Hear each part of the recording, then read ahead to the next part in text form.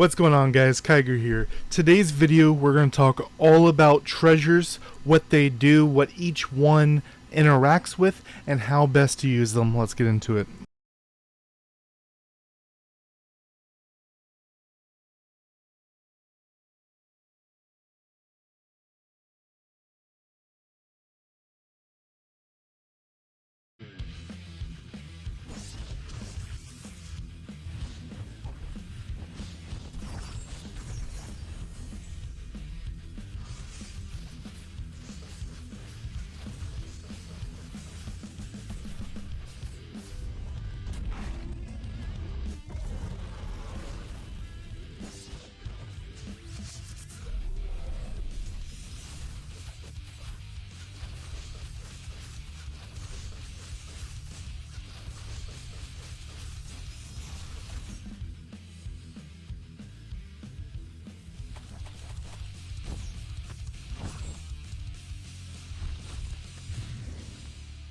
Alright guys, I know there's a lot of hype around Ninja, and I will have more once it is released over on Global. I want to make sure you have all the information in case there's any changes from the SEA version to the Global version, as well as I am working on doing my own data mining so I can figure out what's actually going on in the background and actually give you more of a heads up on things like I did last week with the Wind and Holy Fairy. So what we're going to check out here is we're actually not going to start with this page. First, before we talk about the treasures themselves, we have to know one thing importantly, and that is this is my treasures right here. I have my equipped ones and the ones over here. So Mercury Mirror over here, ignore the effect itself. I want you to look at the numbers. Damage you deal to final battle plus 2.1%. It is a base gold with 0 stars.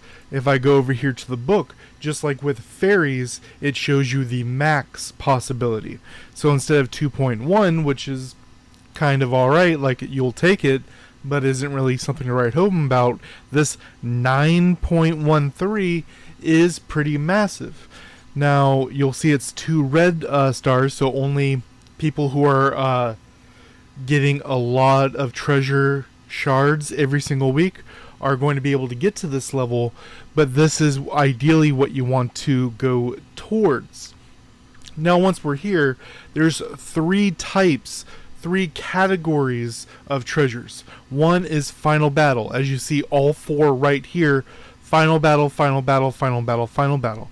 I'll walk you through that in just a second. I want to point out the other 2 types. The second type is group attack. And if you're unaware of group attack, it's literally, it should be its own bracket, but it's actually written out in this first one right here. Dealing damage to 2 or more adventures at the same time. So deal damage to 2 or more adventures, group attack, group attack, group attack.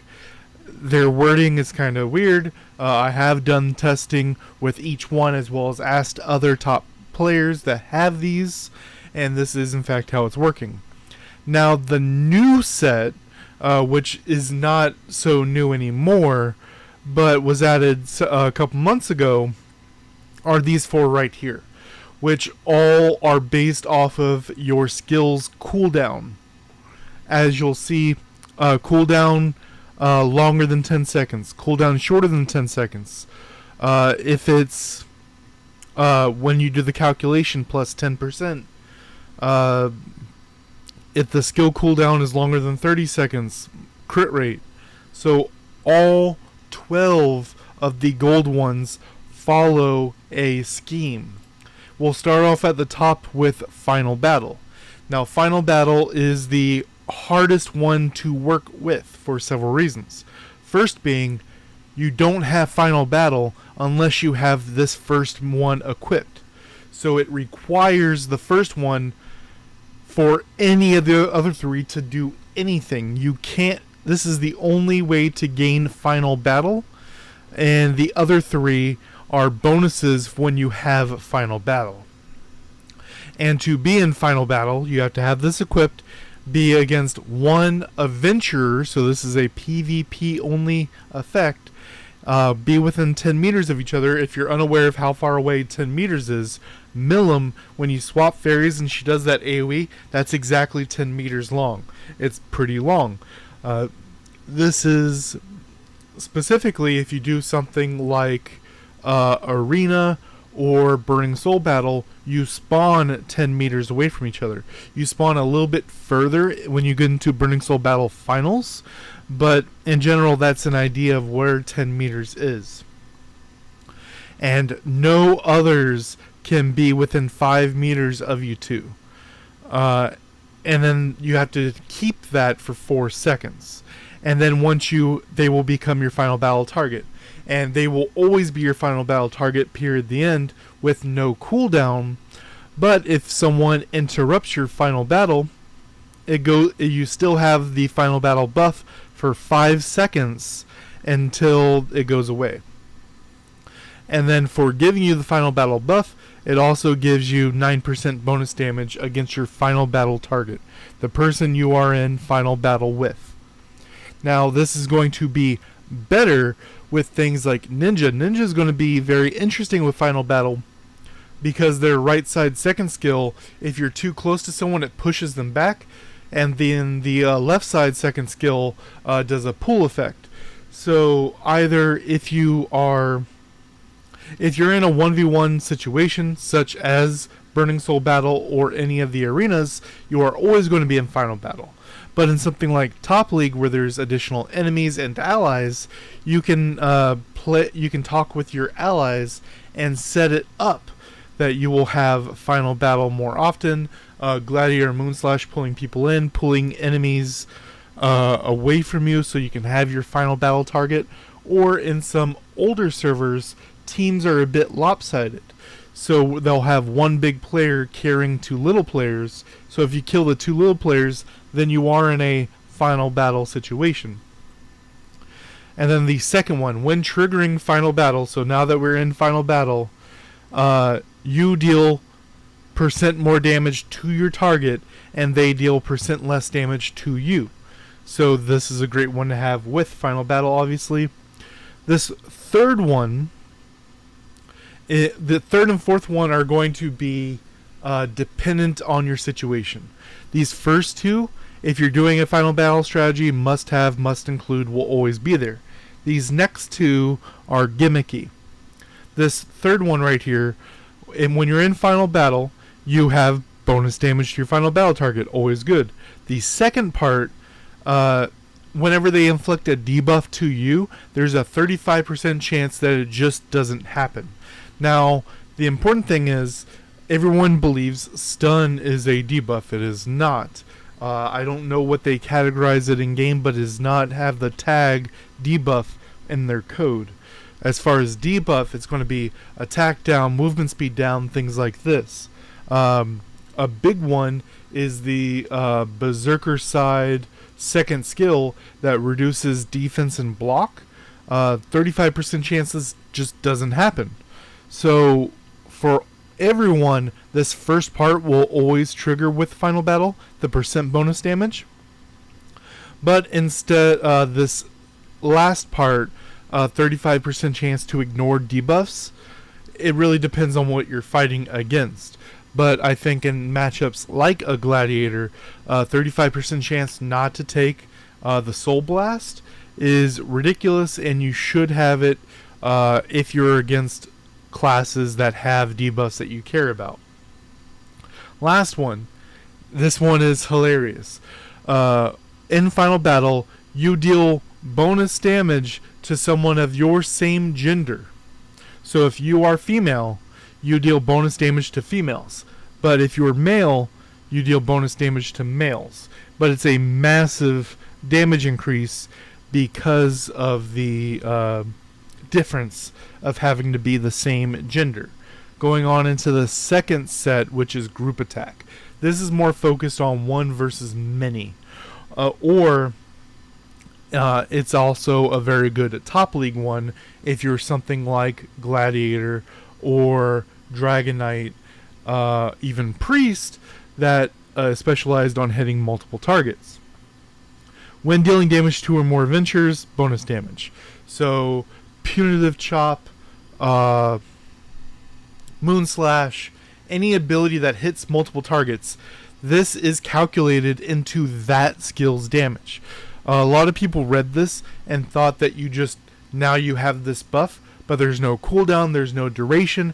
That is because it only affects this skill when it happens. If 3 of your skills hit multiple targets, all 3 skills will have that bonus damage. When triggering group attack, for each target hit, crit rate plus 9%. Let's say 10% for the rounding so you can visualize this better. If you hit 3 people with a punitive chop, that's 30% more crit rate, right? 27%, but you know what I mean. That is pretty awesome. This gives those bigger classes a chance to do this. It's also great if you're going fire build, damage, Dragon Knight, because when you do the spear drop, if you hit 2 people, at least 2 people, that's an 18% extra crit rate. You are probably hitting this, especially if you've already star blessinged yourself before the spear drop. Group attack, crit damage plus 60%. That is pretty massive. And there is no hard cap on crit damage. I haven't talked to anyone that has a 400% crit damage yet to see if there's a soft cap where it starts giving you less and less at a certain point. But there is no hard cap. You can have any amount of crit damage that you wish, but there may be scaling effects after a certain point. When triggering group attack, 1 heart and debuff mastery, this is 1 heart is damage increase if you have allies around. Debuff mastery is chance of landing your debuffs. Effects triggered by the skill increased. So 41%. So you have a so this last one right here, when triggering group attack, 1 heart and debuff mastery, that is your chance of landing debuffs and your chance of resisting debuffs is increased by 42%. That is pretty massive. So all of these, if you're doing group attack, you want these, but you should keep in mind that 2 of the 4 are based on crit rate, crit damage, and what's also important is this is also PvP specific, as you see, 2 or more adventures.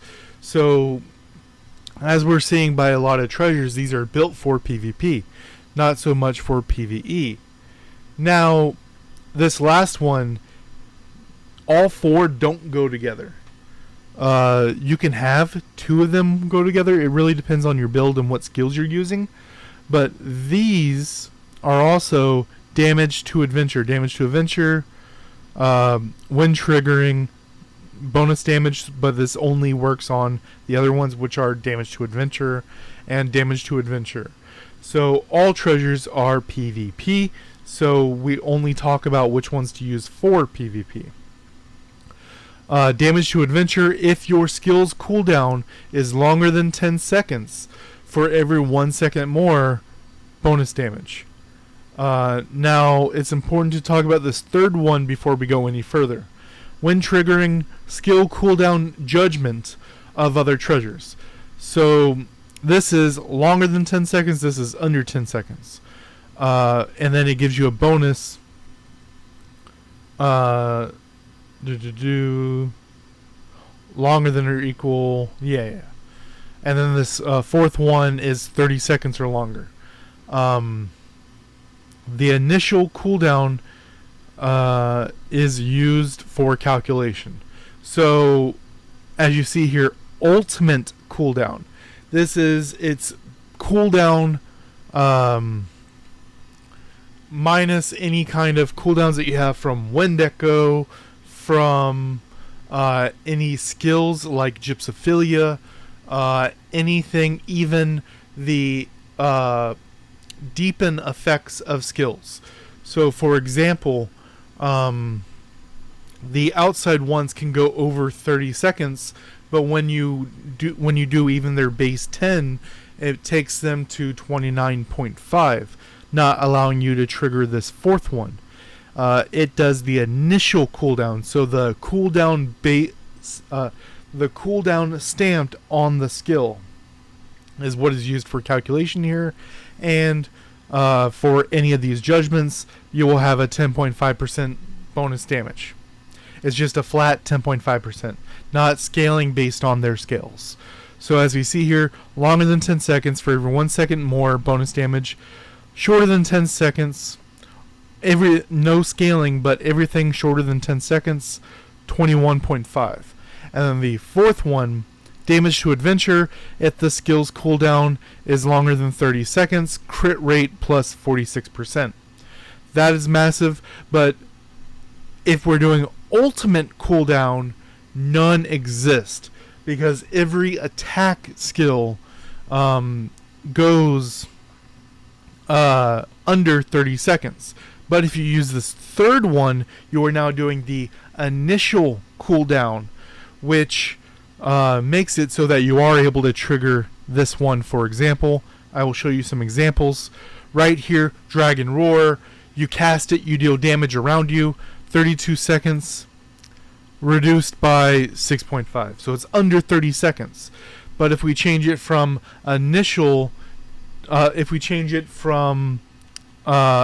ultimate cooldown to initial cooldown, which is the third one right here, then you'll have that damage as well as it's over 30 seconds. So you will get a 45% crit rate bonus to Dragon Roar, as well as if you have this first one, you will have 20% more damage. It's a little bit more with the 0.6s, but you know what I mean. You will have a massive damage increase to Dragon's Roar, 32 seconds. Another exciting one is Flame Rush, 32 seconds.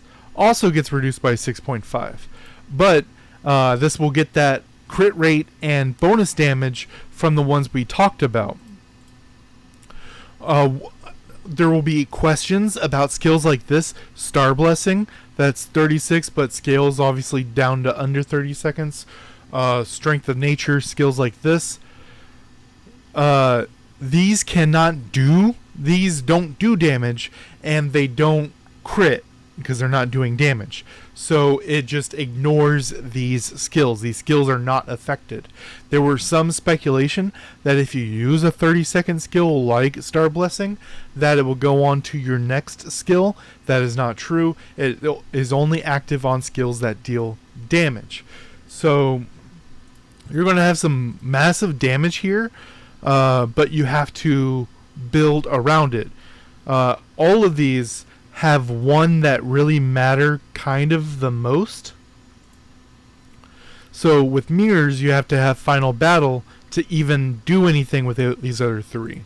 For this third one, you kind of have to have this third one to even make the most out of all these others. As well, it will allow you to trigger this fourth one as well as get more bang for your buck out of this first one. For this second group, it's kind of built around crit rate, crit damage. So you have to build in that direction for these to do much. I just want you to decide what you're doing before you start with your treasures. Till next time, guys.